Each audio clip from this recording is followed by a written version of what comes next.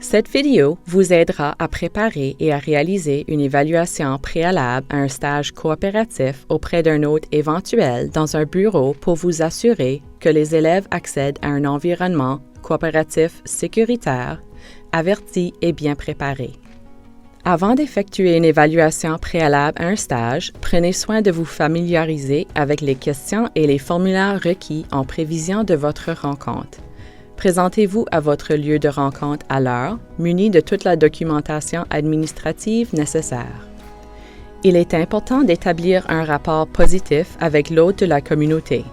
Prenez soin de saluer le mentor au moyen d'un bon contact visuel, d'un sourire et d'une poignée de main.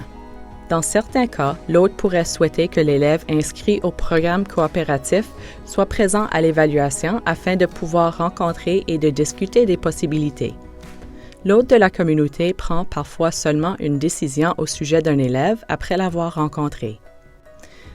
Après les présentations initiales, prenez quelques minutes pour vous asseoir en compagnie de l'hôte de la communauté afin de répondre à ses questions et de passer en revue la documentation administrative.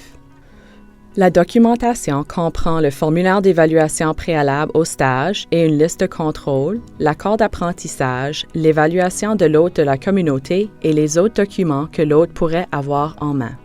Le formulaire d'évaluation préalable au stage peut fournir beaucoup de renseignements au sujet de l'emplacement de l'hôte et préciser si l'emplacement en question sera un endroit convenant bien à votre élève. Il s'agit par ailleurs au moment parfait pour poser des questions sur les types d'expériences de travail qui pourraient être offerts à l'élève, les tâches qui pourraient être exigées de celui-ci et les compétences qu'il pourra acquérir. Vérifiez quelles seront la diversité et la portée des activités d'apprentissage. Demandez si l'élève aura besoin d'une formation particulière avant d'être autorisé dans les locaux. Une formation en matière de santé et sécurité au travail ainsi que de premiers soins pourrait par exemple s'avérer essentielle quand l'intéressé travaille dans un bureau. Demandez si une vérification judiciaire sera nécessaire. Votre hôte fournira-t-il une part de la formation requise?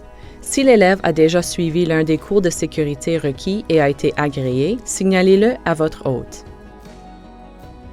Posez des questions au sujet de l'équipement de protection individuelle, EPI, de la tenue vestimentaire et de l'aspect extérieur.